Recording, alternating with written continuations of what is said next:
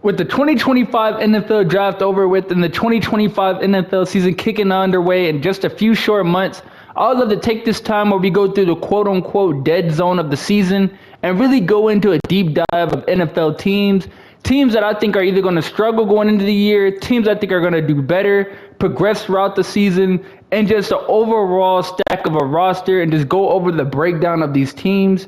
Y'all know me, I'm a diehard Falcons fan. I love football. I watch as many games as I can. I watched every Falcons game for the last 5 years. I haven't missed a primetime game. I usually watch games when the Falcons aren't playing. Like, I haven't missed a Sunday in years. So I pretty much know on teams that I'm talking about. If you haven't checked out my last video about the Atlanta Falcons 2025 deep dive, go check that out. I just posted that a few weeks ago. As I'm going to just do this as a series. And today I'm going to discuss the Las Vegas Raiders, going into a deep dive on them. And I'm really excited just to talk about different teams, man. This is a very highly requested team. I got a lot of Raiders fans that are just dying for me to do this deep dive. This is going to be the second team I do. Let me know in the comment section what team I should deep dive next. As let's get right into this, bro. And let's take it back a year. Let's go back to the 2024 NFL season. And let's talk about how we even got here in 2025. 2024, Antonio Pierce, first-year head coach, coaches the Las Vegas Raiders. We all know Max Crosby told management, if Antonio Pierce isn't my coach in 2024, I'm requesting a trade. I want to get out of here. I'm not playing for no other coach other than Antonio Pierce in 2024. The year prior, they had Josh McDaniels. He didn't work out so well. He got fired midway through the year. Pierce comes in. The Raiders get a little bit of juice. They love the guy. They think that he's the guy that can get them over the hump and compete and win football games. The problem is in 2024 with the Las Vegas Raiders is they had no quarterback. They had no offense. When you look at it, they had Gardner Minshew to start the year. Aiden O'Connell came in when Minshew got hurt, and then Desmond Ridder came in when Aiden O'Connell got hurt. So that quarterback room wasn't up to tier. You had the worst running game in the league with Zamir White. That wasn't a good run fit. You needed some spark. You needed some juice. The only great thing to come out of 2024 was in the free agency that year, you signed Christian Wilkins. That's a great run defender from Miami. And you had Brock Bowers, who had the best season as a tight end, probably the best overall tight end in the National Football League right now. Great player out of Georgia, 3-year starter, won tight end of the year award, came in, made All-Pro his rookie year. But besides that, there was really nothing to look forward to coming from the Las Vegas Raiders. Antonio Pierce gets fired in the 2024 season. So going into 2025, as a Las Vegas fan, you're thinking to yourself, what are we going to do? How are we going to get better, man? We have no juice. We have no plug. Jacoby Myers was a great wide receiver. I think he had 1,000 yards, no drops. But going into a team, you don't really want him as your wide receiver one or as like your main target. No offense. You want something better. Like Jacoby Myers would be a great wide receiver 2 on a team, but you wouldn't want him as your go-to guy. So Vegas really just needed a spark and really just needed a plug. And going into 2025, you're like, what are we going to do to get better? And you start off with hiring the great Hall of Fame, going to be Hall of Fame head coach in Pete Carroll, great defensive-minded coach, going to bring intensity to Vegas, what Vegas really needs. Older guy, but he can get the job done. Great, like I said, great defensive play caller. Known for a really heavy zone scheme. You see it with the guys like Richard Sherman and Tariq Woolen, who show great ball skills, big, tall, athletic, and fast, really stand out in zone. And I say their names because the draft pick that the Raiders made in this year's draft, I'm going to really compare them to. I'm not saying that he is those guys, but he's a prototype of that. But Carroll comes in, you bring in a defensive guy, and then you're thinking to yourself, okay, we have a Super Bowl winning coach on the defensive end. Who's going to be calling the offensive plays? Who's going to get the offense really rolling and going? You bring in Chip Kelly from Ohio State, just came off a national championship, had the best receiver in the country in Jeremiah Smith. You're thinking to yourself, okay, you have a national champion coming off of a great season with Ohio State the year prior. And then now you have Pete Carroll. You have your coaching staff lined up. Now we're getting ready for the 2025 NFL draft. So going into 2025, there's a lot of Raiders fans and just fans in general that were thinking, okay, with the 6th pick in the draft, what are we gonna do? Do we want to go Shedeur if he's there? Do you want to what's the plan going into 2025 because you had no quarterback? Well, then shortly after getting Pete Carroll, you guys, the Las Vegas Raiders trade for Geno Smith from the Seattle Seahawks. Played great under Pete Carroll's reign, his first year there. A solid quarterback, can get you multiple 9-10 wins if needed to. So you bring him in, and you're like, okay, maybe we have the quarterback situation handled, but what do we still do? Like if Shedeur is there, do we go the Atlanta Falcons route, the Patrick Mahomes route, where we have an older guy in Geno Smith, and then you have a future in Shedeur Sanders the following like 2-3 years? Do you want to go that route? Or do you just want to improve the roster and get better now? In my opinion, I always feel like Shedeur was not a win now move. It was always a look towards the future. And a lot of people are going to call me hypocritical because with the Falcons last year, when we drafted Penix, I didn't think that was a not win now move. I thought that was just like we're never going to pick here in the top 10 move, and we got him. Now, the Raiders, I think you guys are in a different spot, and I felt like drafting Shedeur would have been a wasted pick. To me, Shedeur wasn't a top 5 pick, top 10 pick. I more saw him as like a late first round, early day 2 pick. But Raiders fans were like, forget it. If we have Geno Smith right now, let's get Shedeur now so we have our franchise guy, and then let's build around Shedeur.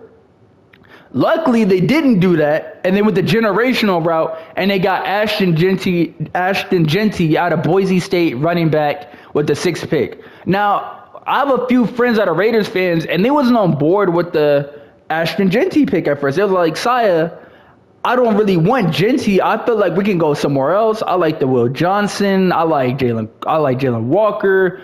I like just anybody else other than Ashton Jeanty. And I was telling my friend, I was like, yo, bro, you got to think of it like this. When Bijan came to the Falcons, Tyler Algier just had 1,000 yards. But Bijan's a difference maker that other backs can't do. And even though we didn't necessarily need Bijan, without Bijan, the Falcons team is nowhere near as good as it is. Having a great running back like that, it changes everything. It changes the game. Look at the Ravens with Derrick Henry, the Eagles with Saquon Barkley, the Rams with Kyron Williams, Aaron Jones and the Vikings. Majority of the teams that are good in the NFL, like the Buffalo Bills with James Cook, you have a good running game, and you want to have a great running game. And there's no better option than going with Ashton Jeanty with the top 10 pick. When I was first introduced to Jeanty, I will admit I wasn't the biggest fan. If you know me, I'm not really into balanced football, like balanced running backs. I know y'all gonna say Alvin Kamara in the comment section, like look at Alvin. But like usually when you go to like balanced running backs, I don't think they pan out that well. Because when you watch Ashton Jeanty's tape, even though he had great games against almost everybody besides that Penn State defense, because that Penn State defensive front was just flat out amazing. He's a bowling ball. And what I mean by that is he depends on his contact balance to make long runs. Like when you watch the Oregon game, he's stiff arming and bouncing off defensive tackles like they're nothing and just scoring and breaking off long runs. I'm thinking to myself, yo, like that's cool in college, but like if that's Chris Jones or if that's a Dexter Lawrence, he's not bowling pinning off him. He's not bouncing off of them. He's for surely not stiff arming them. That's not going to work in the league, but he had home run ability. So as I watched more of him, I was like, okay, let me stop. Jeanty has home run ability. He can come out the backfield receiving. He has great acceleration, great power, great balance. Maybe this could work. Maybe this could really get things done. Vegas, to me, has an up-and-coming offensive line that I think will only get better, led by Jackson Powers Johnson from Oregon, the center. He's going to be a top 5 center to me. Jeanty's running behind that. I'm like, you know what, bro? They just finished dead last in rushing. I would pick Jeanty over Shedeur right now. I think as a prospect, Jeanty's probably in that top 5 range as a total prospect. Yeah, let's roll with it. And it will help Brock Bowers in the passing game because what's going to do is they're going to stack the box, which means that if they stack the box, Brock is getting left one-on-one. If you don't stack the box, Genty's going to have 150, 200 yards on y'all. That's a great combo. Let's start off that way. You have Geno, you have Brock, you have Ashton Genty. That's a way to start it. First round, day one, I give it an A+ grade. So I'm thinking to myself, what are you going to do on day two to get better? How are you going to keep building this roster? You have the Broncos, you have the Chiefs, you have the Chargers in your division. You have to continue on getting better. And what is a way to get this team really going? And with the second round, they draft Jack Beck out of TCU, wide receiver, slot receiver. And I was like, yo, I freaking love this pick. If you don't know who Jack Beck is, he's a physical specimen who is a yak monster that can make and create with the jump ball. He's I wouldn't call him a total package receiver, but he's a great receiver to have. And when you look at him, he's a bowling ball. He's not going down off the first contact. He'll run through you. If you try to press him, he'll move you out the way, throw you out the way because he's a bigger receiver. And if you try to tackle him like a weak arm tackle, he's running right through that. And I'm thinking to myself, when you have a guy like Jack Beck that's just a natural ball player, just a natural go-getter, with Brock Bowers and Ashton Genty, on Sundays, who's going to want to tackle that? That team, right, those three players right there mix is just a combined physical game. And you're thinking to yourself, okay, what empowers Vegas? What is Vegas? What are the Raiders known for? They're known for being nasty, having that mentality like that dog, go get it out the mud, just real ball players. Genty and Beck and Brock is nothing more than just straight go-getter, Raider, nasty ball players that is going to bring it every single Sunday. It's point blank, period. And with a guy like Pete Carroll calling your team, they're going to get into that mindset of, we're coming here every Sunday, chin strapped, helmets on, we're running through you. And I'm telling you right now, if the cold tubs aren't ready for you, it's going to be a long-ass day for you. Excuse my language. That's the mentality that Vegas is bringing with that offense. And especially with even Max Crosby on the defensive end. If you're not ready every Sunday, if you're not mentally getting prepared for a gruesome, brutal, hard-nosed football game, we're going to run through you, and we're not going to apologize about it, and we're going to get nasty, and it's going to get physical. You have to match the Raiders' physicality on Sundays now. When you think about that three-headed monster between Beck, Bowers, and Genty. Later on in the draft, I'm going to come back to the defensive picks, but later on in the draft, you get a 6'5", 4'3" receiver, Thornton, out of Tennessee. When I look at Thornton, he reminds me of Jalen Hyatt in college. He played the same role as Jalen Hyatt. If you don't know, Jalen Hyatt on Tennessee and on the Giants right now, this is what Thornton is. He's a deep threat. He's a guy that's going to beat you with the post. He's going to beat you on the goals, the post corners. He's a guy that's going to just open up the offense for you. You're just going to let Geno rip it. When you read OTA and minicamp reports, it's being reported that Geno Smith really, really loves Thornton, and he's using Thornton as the main guy. No, go figure, because when you look at Seattle, what does Geno Smith love to do? He loves to throw the ball deep. He loves to rip the ball. DK Metcalf, JSN, Tyler Lockett, those are all deep threat receivers. Geno Smith has a cannon on him. Let it rip. So Thornton is obviously going to be his go-to guy because 6'5", 4'3", that's like a mini DK to him. Or he's taller than DK, but that's like a DK. That's like I'm throwing the ball deep, just run under it and go get it.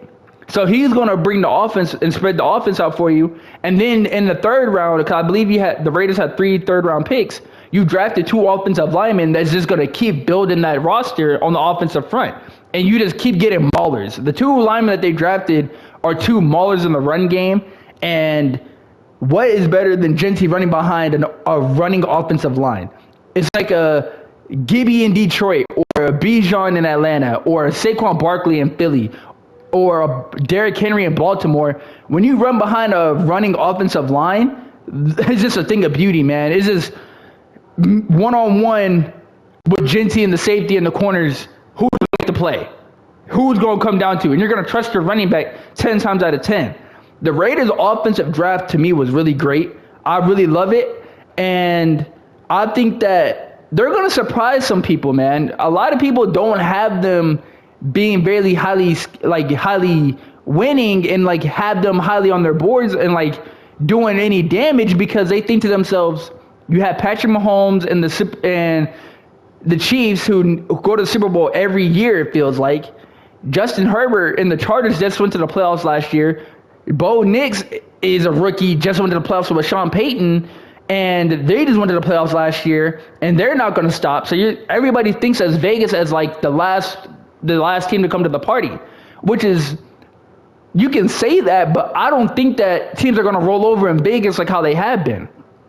Back then, or even last year in 2024, you look forward to playing Vegas. Like, oh, that's an easy double on the schedule because Gardner Minshew's not beating us. Aiden O'Connell's not beating us. Desmond Ridder, who just came off the couch, isn't beating us. You wasn't worried, but now every Sunday when you go into Vegas, it's not going to be no walk in the park. They're going to hit you in the mouth, and if you're not ready, you're going to lose some teeth. Best believe it's going to be that type of game in Vegas. And when you just look at their draft and then you go to the defense side of the ball, who do they draft? Like when I bring up like the Richard Sherman and the Tariq Woolens, they drafted Darren Porter out of Iowa State. 6'3", runs a 4.3 40, long, rangy corner, great ball skills. He didn't start until later in the year, but when he started, he didn't give up nothing. And I told a friend of mine who's a Vegas fan, he said, yo, two-time, who should I look forward to in the draft? Who do you think Vegas is really looking at in this draft? And I said, you know what, bro? Watching Pete Carroll and knowing how he operates, I'll look at Darren Porter Jr. or Darren Porter. He fits the mold. He's tall. He's rangy. He's long. He's fast. I think that he fits the mold of what Pete Carroll really is. I think he's going to be the Tariq Woolen and the Richard Sherman of that DB room.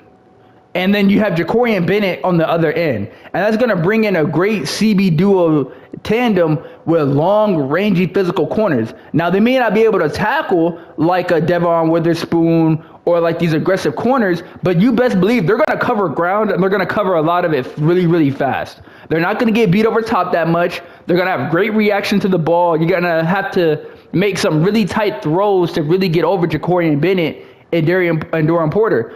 And that's what you wanted, and that's what you need, especially in a passing league like this. You need athletic freaks on both sides of the ball, not just on offense, but on the defensive side of the ball too. And I feel like Porter's a freak. Just long, rangy, tall, fast. And I feel like he's going to be what's needed in Vegas. You never know. He may break out like a Tariq Woolen and have a stellar rookie season and a stellar second season. You just never know when it comes to Pete Carroll. Pete Carroll is going to be in his ear a lot, like he was with Tariq Woolen and like he was with Witherspoon. So I expect him to be in the DB's ears a lot and really get them going and up to speed with the NFL game. And I just think as like Vegas, here's my take on Las Vegas right now. When you look at Vegas, look at their division. Justin Herbert, Bo Nix, Patrick Mahomes. How are you going to compete with those guys? Here's my take on this. Instead of trying to go quarterback for quarterback and just getting into a shootout with the quarterbacks, here's what you do. You build the best roster and then you take them on like that. And what I mean by that is this. When you look at the NFC right now, the NFC isn't known for having quarterbacks. The NFC is known for having teams. And listen to me when I say this. Josh Allen, Buffalo Bills, AFC. Joe Burrow, Cincinnati Bengals, AFC. Lamar Jackson, Baltimore Ravens, AFC. Patrick Mahomes, Kansas City Chiefs, AFC. Justin Herbert, Chargers, AFC. Majority of those teams are all in the AFC, and what do they have? Great quarterbacks. But here's the thing, the NFC is favored to win the Super Bowl every year. Why? Because they're deeper than that. Now, Jalen Hurts, Jared Goff, Jordan Love, and Brock Purdy may not be as talented as those guys in the AFC, but best believe when you play against a team in the NFC, it's going to be a hard, grueling football game. Those teams are stacked from top to bottom. The quarterbacks may not be as elite, but best believe from the whole totality of a team, they're better than every AFC team. And that's what I always say. Every time the NFC's in the Super Bowl, I always vote the NFC's going to win. Even when you go back the last 5 years, even though Mahomes has won, I've voted the NFC every single time because I think the NFC teams are going to carry you a lot longer and a long way than quarterbacks. So, like, even when you look at the last 5 winners, 2024, Jalen Hurts, Philadelphia Eagles. Jalen Hurts isn't Patrick Mahomes. He's not even in the same atmosphere as Patrick Mahomes. But hey, look at his team. Best D-line in the game. Best running back in the game. The best wide receiver duo in the game. Great corners in Quinion Mitchell, Cooper DeJean, and they had C.J. Gardner-Johnson and Zach Bond All-Pro. They use their team morale to overcome superstar quarterback play. Then you have 2 years back-to-back, you have Mahomes. And then before that, you had the Los Angeles Rams, who outplayed Joe Burrow, who's a better quarterback, but the Rams had a better team. Before that, you had Tampa Bay Buccaneers outplay the Chiefs. Why? The Bucs had a better team. Brady wasn't on Mahomes' level at the time, even though you could argue he was. Mahomes was the best quarterback in the game. But what did they do to Mahomes all day in that Tampa Bay Super Bowl? They got after him with edge rushers all game, and they just outplayed him with Jason Pierre-Paul and Shaq Barrett. They just feasted all game, and Mahomes didn't have no time, because that's what I really mean. You need a team to really compete, and that's the way I think the Raiders are going. It should be heading towards. And instead of trying to get these quarterbacks and thinking who's going to replace Geno in a few years, just build the complete roster around them and have it to the point to where you're building from the outside in. And a lot of NFL teams think that you have to build from the inside out, which means you have to grab your quarterback first, let him struggle, and then just build around that piece later. When in reality, when you build a team on the outside and then you inject the quarterback, it makes the quarterback's job a whole lot easier, and it makes him perform better than having like a Bryce Young situation where you put him in a terrible situation and then he has to overcome that within 3 years of the team. And that's the way that I think the Raiders are going. You build a team and you build a roster and you stack the roster and you just get better as teams go on. In my humble opinion, I think the Vegas are 1 year to 2 years away from winning the division. And I know that sounds crazy because you're thinking to yourself, how are the Raiders 1 to 2 years away from winning the division when they just came in dead last, it didn't make the playoffs, and they just got Justin Herbert, Patrick Mahomes, and Bo Nix in the division? You just got to keep building, bro. Keep stacking. You know Mad Max isn't going nowhere. You know Christian Wilkins is going to give you some effort. You know that you have guys on the offensive end. You just keep building that offense, and I believe within one good free agency and one good draft, you can take over the division. And it's going to be tough.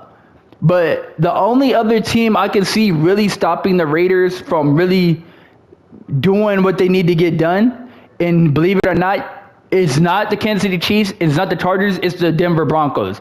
To me, that's the team that, if I'm the Raiders, I'd be worried about over the next few years.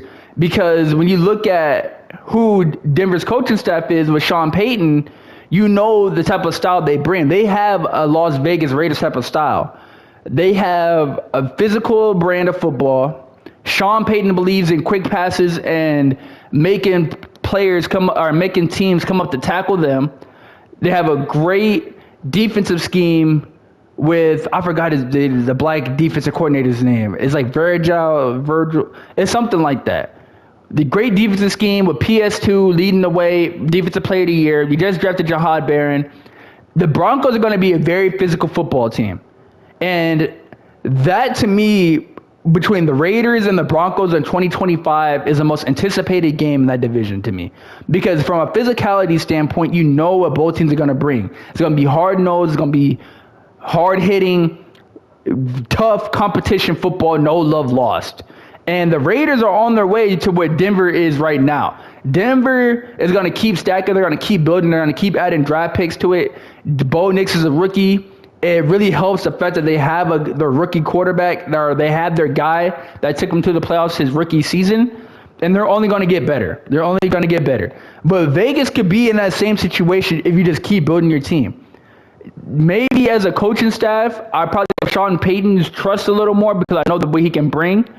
But as a team, and if Pete Carroll, who's no slouch either as a coach, Las Vegas can be competing within that division within 1 to 2 years. I don't think they're ready just now. I think they have a little more building to do. But I think this year you're going to see a different Vegas team than you saw in 2024. And that's really exciting to look at. I'm thinking in 2025, Las Vegas Raiders are going to get maybe 7 to 8 wins. But then in 2026, 2027, I wouldn't be surprised if they're in the 10 to 11 win range per season. Per season, because you're just building. The Chargers are building too. It's going to be very tough with them as well. I think eventually somebody's going to dethrone the Chiefs. I don't know if it's going to be this year. I think Denver has a best chance to dethrone the Chiefs. But you never know, because the Raiders play the Chiefs very tough. They play the Chiefs very, very tough, and they'll make it easy on them, and that's what I like to see.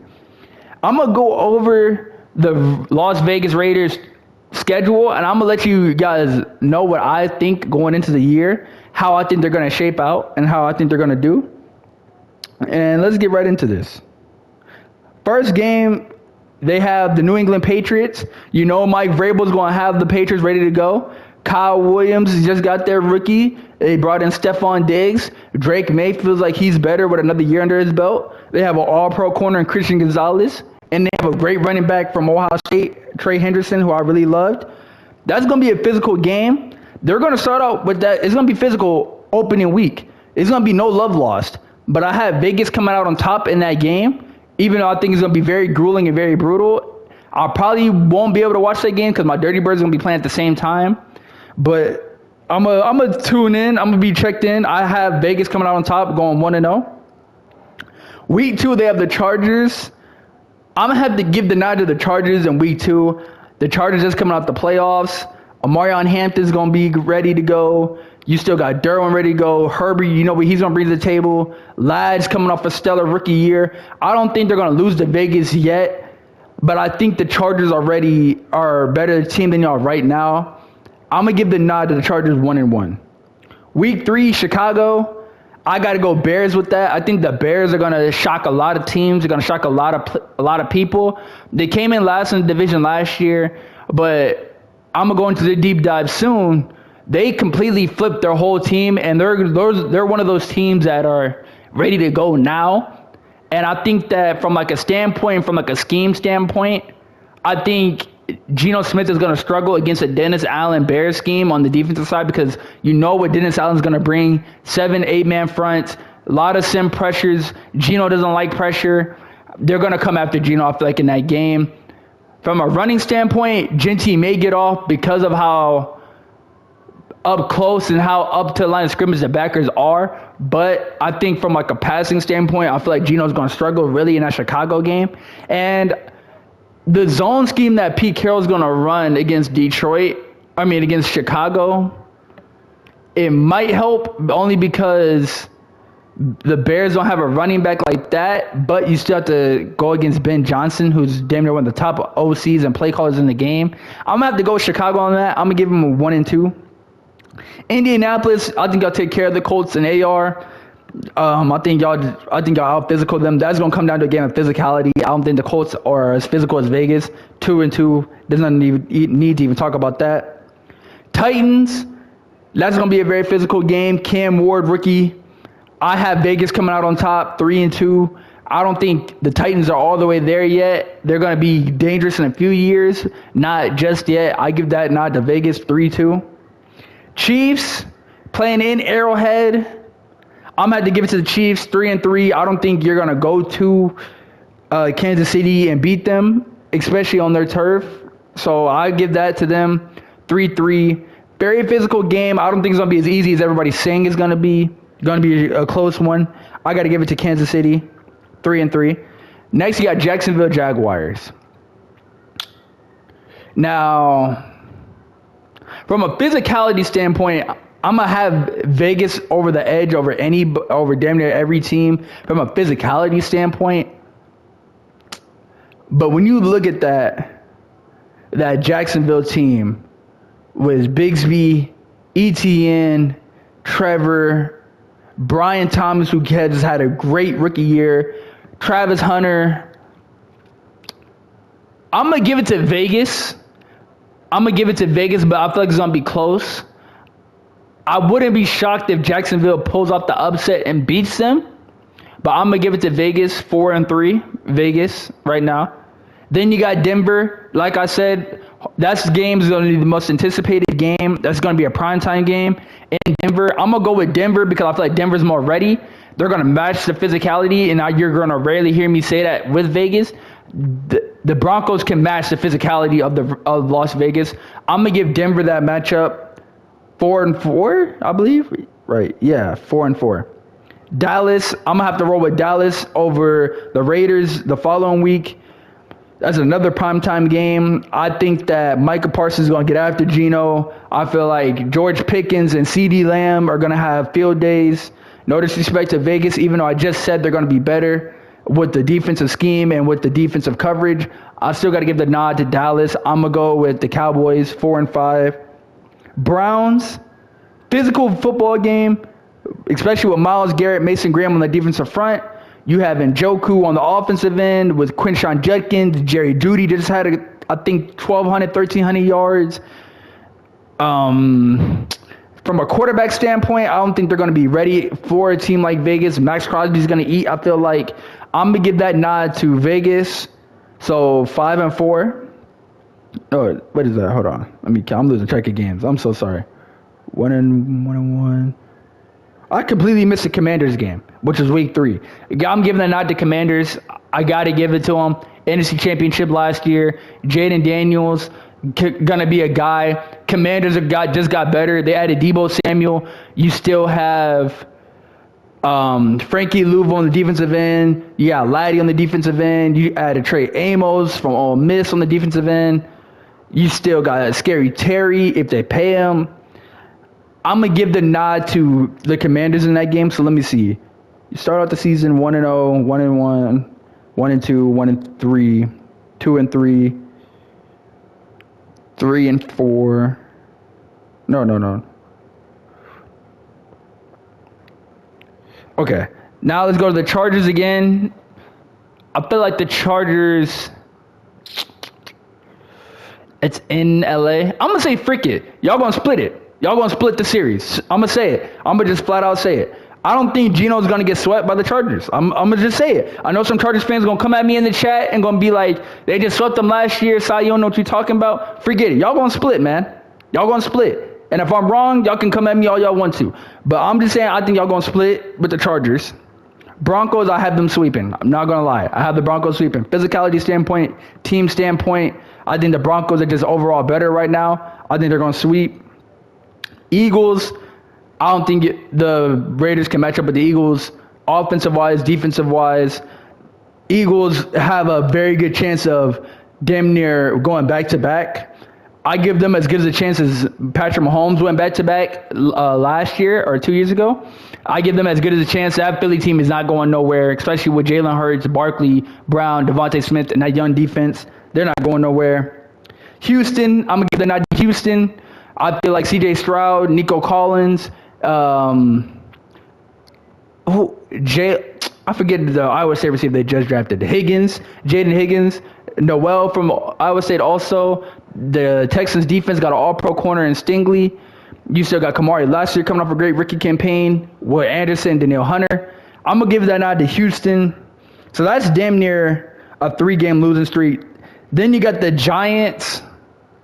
That's going to be a tough game, too, because I think that Giants defensive front is going to wreak havoc on Geno Smith. Even though I think the Raiders have a good old line, I don't know if they're going to be able to block Sexy Dexy, Brian Burns, Kayvon Thibodeau, and Abdul Carter.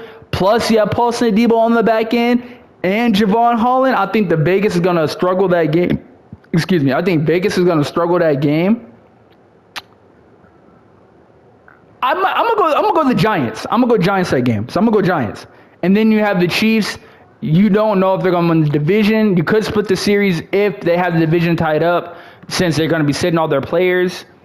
But if they don't, I'm gonna just say Chiefs. So when realistically you're looking at in my eyes, you're looking at a 1-0, 1-1, 1-2, 1-3, 2-3, 3-3. 3-4, 4-4, 4-5, 4-6, 5-6, 6-6, 6-7, 6-8, 6-9, 6-10, So the Raiders are probably gonna go 6-11. That's my prediction. I wouldn't be surprised if they go 7-10, but I'm thinking 6-11 realistically. But like I said, the Chiefs, they could be sitting their starters. I gave the Giants a nod. That 6-11 can very well go to an 8-9 season. And hey, if you end the season 8-9, you're 2 wins away from being double digits the following season. Like I said, Vegas is going to up and coming. I don't think they're there just yet. I think they'll get better over time. But let me know in the comment section what y'all think about the Las Vegas Raiders and which team I should do next.